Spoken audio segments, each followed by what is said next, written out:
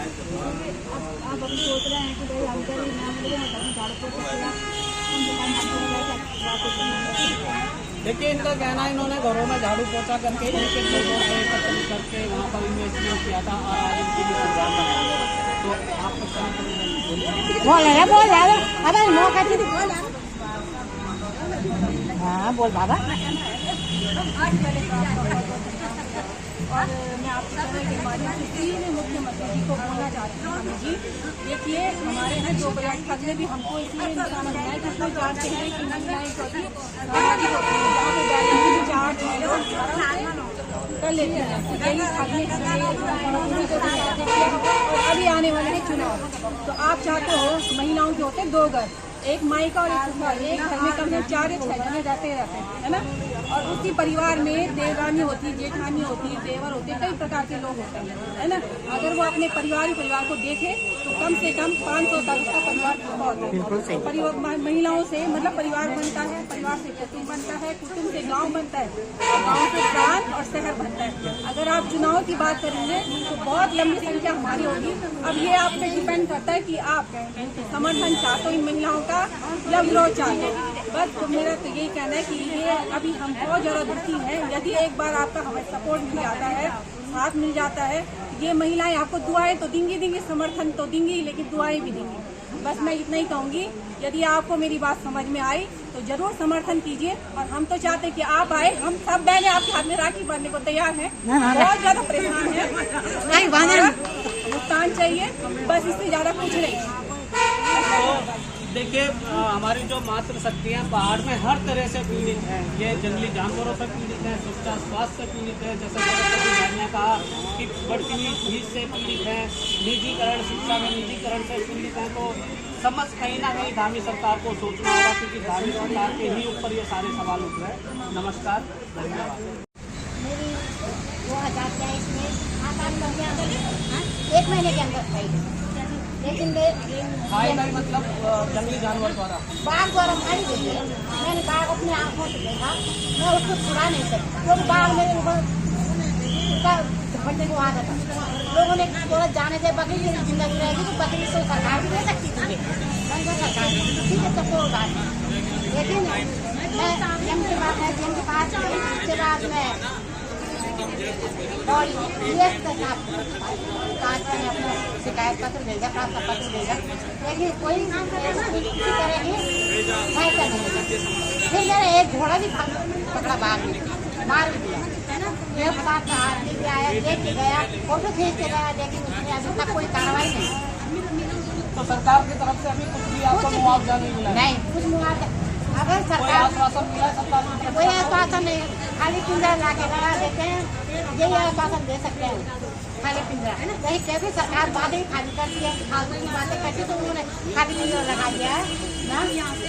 और कुछ सहायता नहीं। अभी भी हमारे यहाँ खतरा बना हो रहता है बाघ का, आज दिन रोज हमारे घर के ऊपर बाघ चलते फिरते रहते हैं।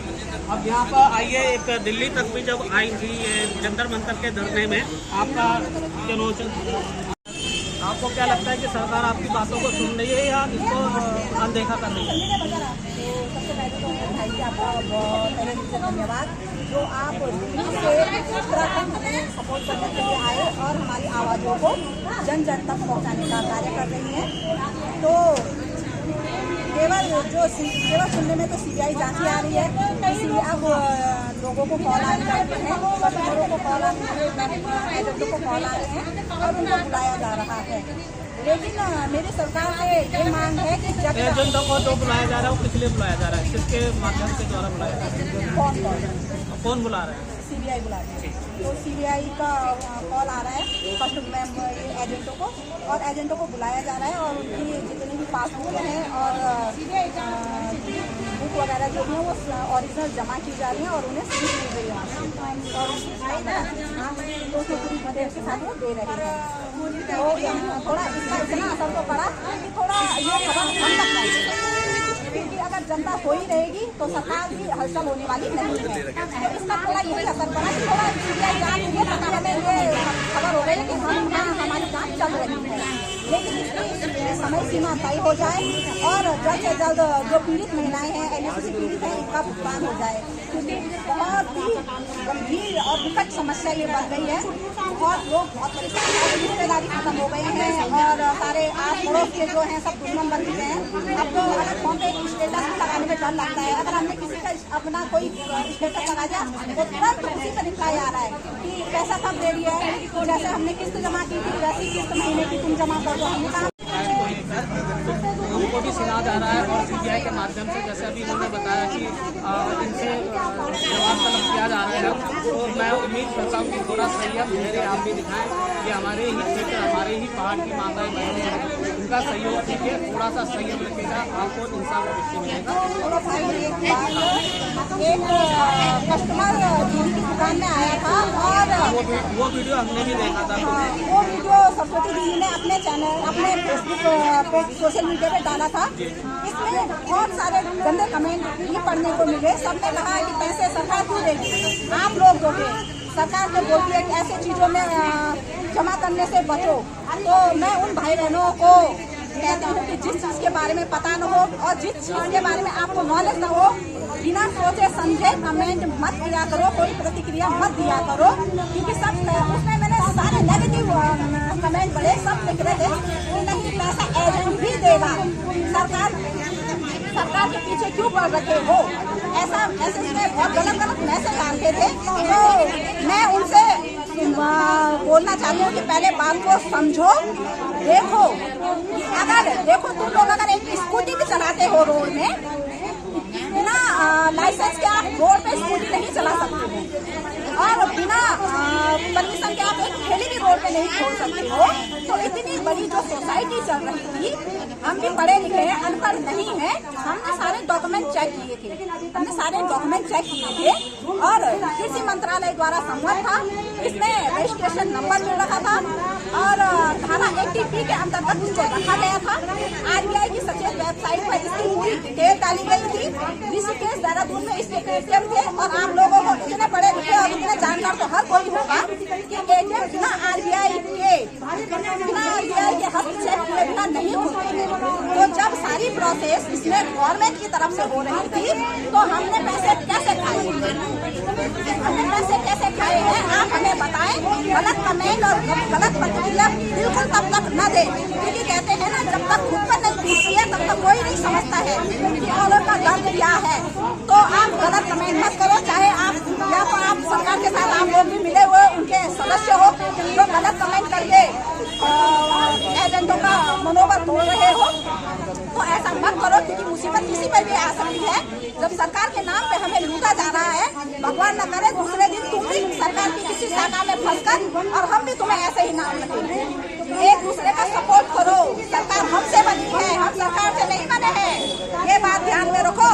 इसलिए गलत कमेंट मत करो, गलत प्रतिक्रिया मत दो और एक दूसरे का सपोर्ट करो। धन्यवाद। मैं ज्यादा तुम ठग हो, तुमने लोगों का पैसा ठग लिया है, तो ऐसा हमें क्यों कहा गया इसके बाद? और ये भी आए हैं, आप भी दिल्ली तक आप पैदल चल के आए थी, अभी आपकी मांग नहीं मानी जा रही?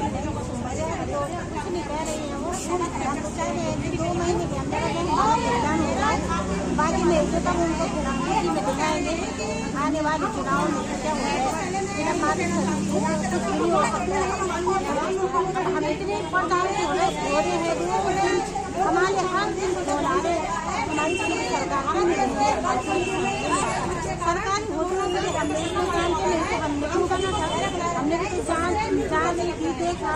हमारे प्रधानमंत्री कोई सुनवाई नहीं है, जनता मंत्र। अब मैं यही कहती हूँ कि भारत सरकार द्वारा और राज्य सरकार दोनों मिलकर हमारी आर्थिक मदद करें। तो आप ये चाहते हैं कि सरकार पहले यहाँ से आप पहले करते हो कि संकट आने वाला है और फिर आप गुमराह करते हो, झूठ बोलते हो कि संकट नहीं है, कमी नहीं है, तो कमी नहीं है तो पूरी करें और कमी है तो झूठ ना बोले। हमारे सपा से दूर कहना नहीं है।